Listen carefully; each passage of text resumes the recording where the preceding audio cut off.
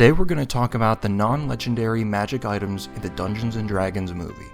This video has spoilers for the movie, so if you haven't seen it yet, go watch it and come back. A Pendant of Invisibility is first shown in Edgin's flashback, when he gives his backstory to the Absolution Council in Revel's End at the beginning of the movie. Edgin gives the pendant to his daughter, Kira, for her to stay hidden and assist the group's heists, after he and Holga burglarize a jewelry or magic item store.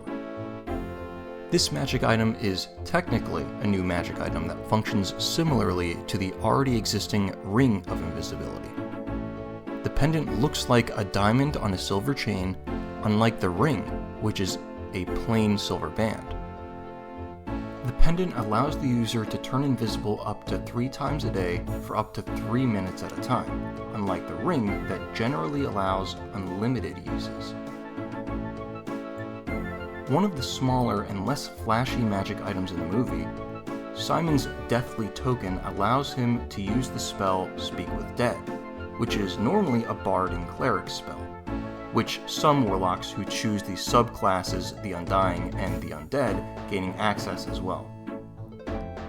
Although this is typically a 3rd level spell, the item seems to allow the caster to use the spell endlessly, as long as the command words Perlamon Targatus were spoken. Speak with Dead allows anyone in the vicinity to ask the dead person it is used on any 5 questions, after which it will return to death. Just like the normal spell, this cannot be used on the same dead person twice. Simon acquired his Deathly Token from a priest of Kellamvor, a god of death, that he briefly apprenticed under while Edgin and Holga were in prison. The holy symbol of Kellamvor, a skeletal arm holding balanced scales, is depicted on the token. Inscribed on the token is the Latin phrase Inquisitor Vivatum Incrominus, which means Inquisitor of Life Synchronized. Simon also carries the classic Bag of Holding, which he uses to store various items, usually items Edgin tosses him throughout the film as a running joke.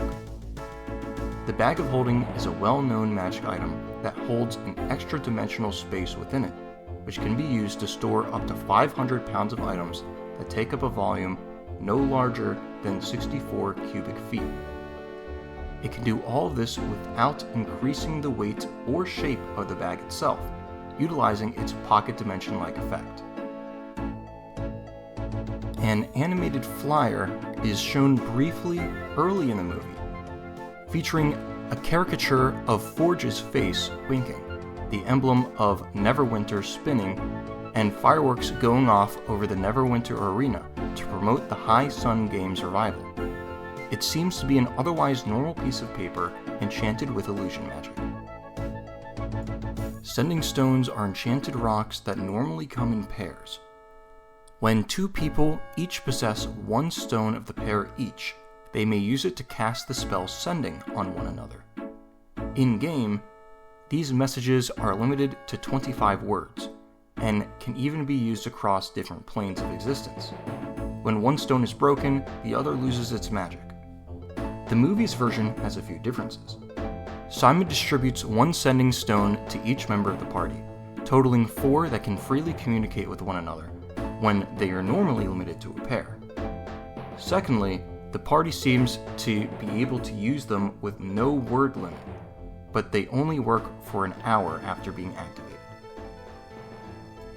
Magic suppression cuffs are magic items that restrict the wearer's ability to cast spells or magical abilities, such as a druid's ability to wild shape.